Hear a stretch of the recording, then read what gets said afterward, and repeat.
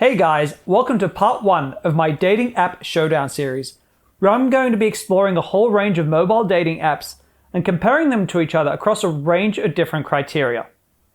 I'm Damien Deeker, and I've been a dating coach for the last 10 years and an online dating coach for the last 3. For part 1 today, I'm going to be looking at Tinder. So I'm going to create a brand new Tinder profile for myself, and I'm going to explore how many women like me, how many women match with me, the quality of women that I can match with in my area, as well as how willing they are to engage in conversation, how many fake profiles there are, and all that kind of thing. Now, I'm only going to use the free versions of dating apps in this video series because I want to keep it fair across the board, and also because I think any valid modern dating app, the free version should be good enough for most people, with the paid version for guys who just want like insane results. So I've kept it to be the free profile. I'm going to use exactly the same profile in every dating app that I test, of course, to keep it fair across the board. Now, when it came time to me to find photos for my profiles, I had a little bit of trouble because you guys watching may not know this, but I got really sick a few years back and it's taken me a long time to recover. I'm still in recovery actually, and I've lost a lot of weight and struggling to put weight back on. So I need to have super recent photos, otherwise they're not going to look like how I look now. But I have found some photos that will work well enough. My profile, I think I could definitely do much better if I went out and took some very specific shots for Tinder, but I think the photos I got are going to do just fine. So these are the photos I used. First of all, I found myself a bunch of photos that I think of as money shots. They're really great headshots, good quality, show me off in a very positive light. Then I've also got a shot of myself on a holiday. I've got myself a shot of my dog for the cute factor, and I've also got a shot of me engaged with my hobby, which would be me on my motorbike. To complement the photos, I wrote a profile for myself that I'd rate about a 7 out of 10. It's not the best profile that I've seen, but it's a solid basic starting point, and probably the kind of quality profile that shouldn't be too hard for you guys watching to emulate. So what I wrote was, whatever you do, don't read the next sentence. You little rebel, I like you already. I'm a men's self-development and life coach who loves intellectual conversation and occasionally overindulges in chocolate ice cream. I've just bought a house and moved to the Gold Coast, so come and say hello. Now, I'd like to acknowledge a few things before I go on about my profile. First of all, yes, I know, I'm a white guy in a Western country, so there's some white privilege that can play here. I'm aware that I'm an above average looking guy, so that's going to make my life easier. I'm also aware that I do have some high quality shots. I know I complained about it before, but I'm a perfectionist. But I have some decent quality shots that I could use. That helps a bunch. And, I'm also aware that I have a lot of experience creating Tinder profiles. So I know how to build a profile that's going to get some quality results. So I don't expect that everyone watching is going to get quite as good results as I'm getting. Some may, and that's totally fine. Some will get better. That's totally possible. But I don't expect you'll be able to get quite as good results, but for the sake of this comparison, you'll be comparing apples with apples. So long as I have the same profile and a profile that can get results, we can see what kind of women really exist on these sites. I'm not going to invest a lot of time trying to come up with really funny, witty openers for the women. There's a couple of reasons for this. First of all, I didn't want to set the bar too high. I've decided to send first messages that are personal. In other words, I've looked at the profile, picked something about the profile to comment on, but I haven't gone overboard to make it, super awesome as an opener. Now, I've done that because I want to make it easy to emulate, but also because I have a number of guys who say to me, Damien, your style of humor wouldn't work in my country or for my ethnicity or for the kind of women I like, all that kind of stuff. So I wanted to eliminate the humor from the equation entirely. But I will say, when you're writing women on Tinder, try to make your first lines humorous, funny, banterish, because that's going to get you by far the highest sort of response rate from women. I also won't be asking these women out on dates. I won't actually even be asking for their phone numbers. The reason being, I'm in a long-term relationship. I'm not actually looking for any women right now, and I think that'd be a little unfair to lead them that far down the garden path and then suddenly ghost them. That would be, not really quite fair. So I haven't done that. But what I have done is I've pursued every conversation as far as it'll go, up to about 25 to 30 replies from her, just to make sure that women are really willing to get into a proper conversation with me. And my experience has been that once you can get 30 replies from a woman, she's very likely to give you her phone number. That's something that I've experienced many times before. I don't need to retest that. But if you are wondering how many of those would likely turn into a phone number, I find that about into an actual date, in-person date, I'd say about 70% is a fair number to go for. So 70% of the women who will have a conversation with me for 30 replies, 70% of them are going to actually go on a date with me. So that's a number that you can count on pretty firmly, because that's been my experience up till now. Two more things I need to mention before we actually look at the results that I got. The first is that I'm currently in a pretty small city. The population here is about 590,000. So that's a lot smaller than my home city of Sydney, which is just over 5 million. And certainly many of you watching live in much bigger cities. So that's going to affect the number of matches I get, as well as the number of daily matches, new matches that I get every day. So, whatever results I get, you can expect that you could get better depending on city size. But that's where we're at right now. The other thing that you need to know is, okay, what kind of women was I swiping right on? Well, what I did, again, I didn't just focus on the super hot women only. And I also didn't just focus on, I didn't just swipe on everyone. What I did was I really just kind of said, do you look kind of cute? If you look cute or more, I'm going to swipe right on you. So look, I don't like rating women out of 10, but if you've got to, kind of what I'd say, look, a 7 out of 10 or above, I'd be swiping right on. So that's going to give us some sort of an understanding of the spectrum of cute to really hot. What kind of women am I meeting? Am I really meeting lots of super hot ones? Am I meeting just lots of just a little bit cute ones? How is this panning out? Well, I launched my Tinder campaign at 4 p.m. on a Friday, which isn't the best time to launch, but I'm an impatient guy. At 9 p.m., I hopped back onto Tinder. I hadn't swiped any yet, and I could see Tinder told me that I had over 25 matches. Now, I don't know what that means. Maybe I have 50, maybe I have 60, maybe I have 21. But I do know that then what I did at 9 p.m. is I went through my Tinder and I kept swiping through women until I'd right swiped on 10. Matched with 10 women. So that sort of took me about 40 or 50 swipes. Because obviously I didn't match with every woman I swiped right to, obviously, but I had 10 matches. Then the very next day, because remember again, I didn't have Tinder Gold. If you have Tinder Gold, you can see how many matches you have, but because I'm using the free version, it doesn't tell me. So what I did was I then messaged those 10 women. I sent the first message to them. Then I waited until the next day, Saturday afternoon, I hopped back onto Tinder, and I could see that out of those 10, 8 had replied. So then what I did is I went and I swiped right again until I had another 10 matches. Meanwhile, by the way, my counter still says that over 25 women have liked me. You can see that. And that means that I don't know. I just don't know how many women I actually have who have right swiped on me. I just know that I've matched with 20 of them, and my counter still says over 20. So I then messaged those new 10 women. And again, by the next day, 8 of them had replied. So first of all, I can tell you straight off the bat, I'm getting about an 80% response rate to first messages, which is, I think that's pretty decent. I think that's pretty good. It's certainly better than I think a lot of guys are used to on Tinder, but this is what's possible. This is what you can get. So I engaged in conversation with these women, and what I found was that of the women who did reply, about 45% of them went on to have a full-blown, long conversation with me, over 30 replies, over 25, 30 replies. And I want to say that one of the things that contributes to this, a lot of guys think that, all women on Tinder, that you just write them a message and they never get back to you. Why does that happen? They think they have to write something magical. And you'll see, I'll post up some of my replies here that you can have a look, but you'll see I'm not writing anything that crazy as a first message. A lot of it also still has to do with your profile picture and your profile as a whole, because what happens is women don't always look through your entire profile before swiping right on you.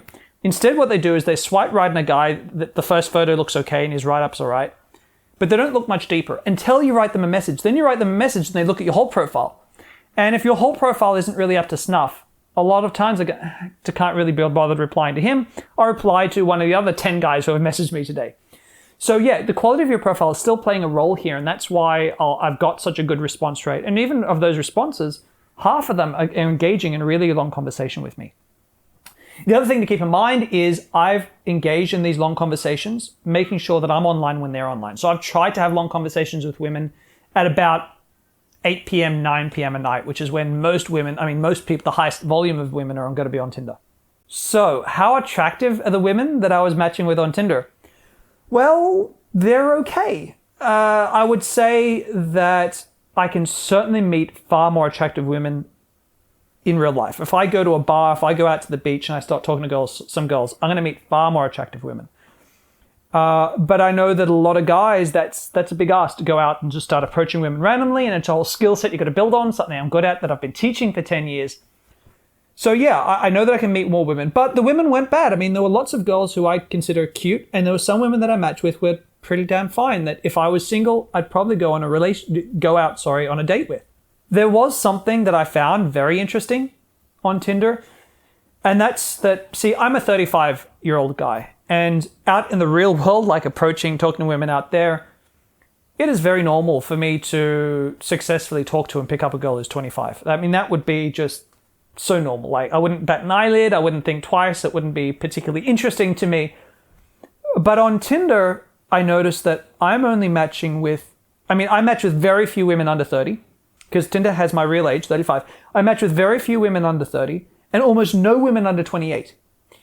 So the reason for this is because women who are under 30, what's often happening is women create artificial caps, right? We say what's the age range we want to see people at. And women often put the cap at, well, guys under 30 or guys under 35 or guys under 40. So they create these age limit caps, and they do that. Well, they do that because there's so many guys on Tinder anyway. So why stretch it any further than you need to as a woman? But also, I think fairly, women think, well, a lot of guys I meet over 30 have baggage, or guys over 35, they've got baggage, they've got families, they've got exes, they've got issues with. There's all this stuff that I don't want to have to be involved with. They're too serious about relationships, some of them. I don't want to have to think about all this stuff. I'm going to keep the age range narrow. So I do understand it. I don't think that's unfair. It makes sense from a woman's perspective. If I was a woman, I'd do the same thing. But what it does mean is that a guy at 35, if you want to meet younger women, that's going to be quite difficult on Tinder. I think this is going to be the same on all dating platforms, because all dating platforms give you an age cutoff thing that you can use. So I suspect that that's going to be a common theme. So if you're an older guy who wants to meet younger women, you can do it on Tinder. I'm going to do another video on that one day. There's strategies to it, but it's not ideally suited for that purpose. After a few days of being on Tinder, obviously my match rate started to slow down, and that's normal. That's really common. When you first use Tinder, you get this huge boost, and then it slows down, and your matches, the number of women who like you, new women who like your profile every day, reduces. I've found that I can still get about 6 matches a day, so that seems to be where my Tinder has stabilized.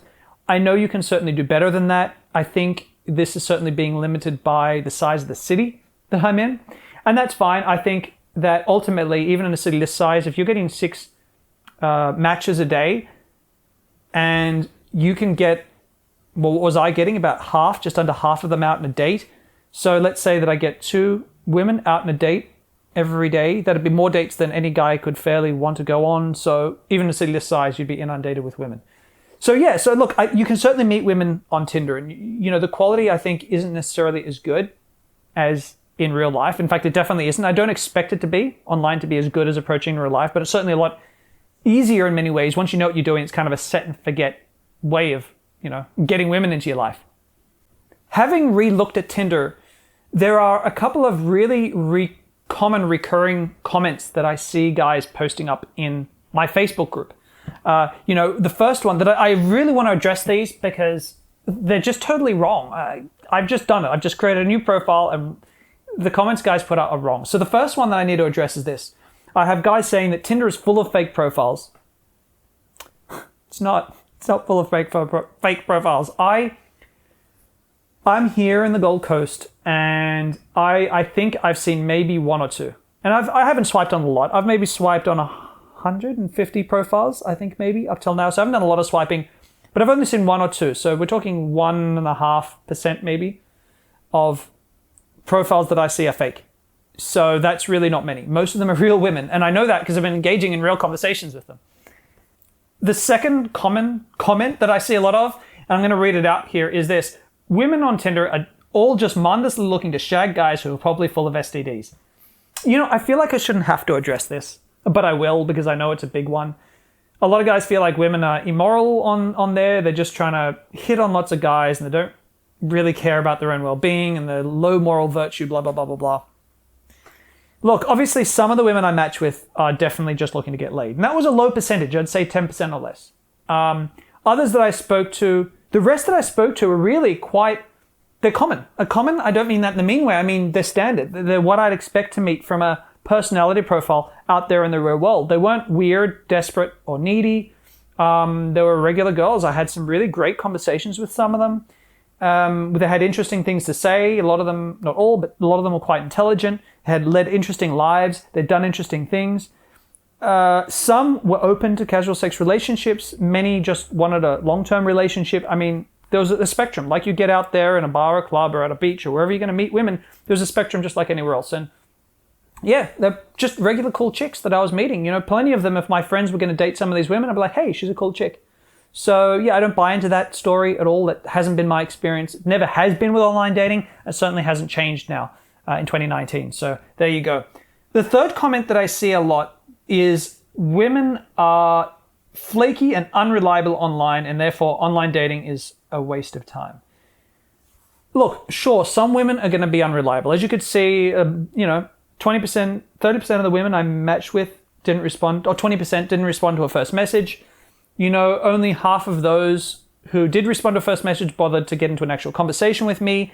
So there is a flakiness thing going on, but there is in real life too. Human beings are flaky, guys on Tinder are flaky. But on the whole, you can still go on Tinder and meet lots of women who are going to make a little bit more of a commitment to you verbally, as in conversation commitment. And a lot of that has to do with your conversational skills. If you have poor conversational skills, you're not going to get good results. So there's got to be a reason that they want to keep talking to you. If your conversation is dull and boring, and I've worked with hundreds of guys on their profiles and, what they message women, and oftentimes it's lacking. It's not very fun and engaging, and you got to ask, why would you want to keep talking to you? So by keeping my conversation engaging, I'm seeing that women aren't flaky. They're only flaky if you're being boring. And if you're not going to be boring, if you work on that skill set and don't be boring, then you can do really quite well. So what's my ultimate verdict on Tinder? I think Tinder's still viable. I think it's still a decent app with decent women on there. You're not going to meet as hot women as you would out in the real world, but I know for a lot of guys, that's just too big a step. Going and approaching cold on the street or in a bar or club, that's rough. Tinder's much easier. And it's easier on the emotions as well. Women don't have to be flaky. You still got to have a decent skill level, social skill level. But most of all, you got to have great photos, like good quality photos. And you got to know what kind of photos are going to make women want to get to know you and what kind of photos are going to turn women off. Now, I've created a free online dating cheat sheet has 21 points in it. That's going to show you exactly how to choose photos that get the most matches on any online dating app. And you can download that right now for free. I'll put a link in the comments below. So guys, in this series, I'm going to be reviewing a whole bunch of online dating apps. So not just Tinder, I'll be looking at Bumble and Hinge and Zoosk and Coffee Meets Bagel and a few others. If there's any dating apps that you'd like to make sure that I cover, list them below in the comments. Subscribe to my channel so you don't miss out on any of these future videos. I'm Damien. I hope you've enjoyed today's review, and I look forward to seeing you in part 2. Take care.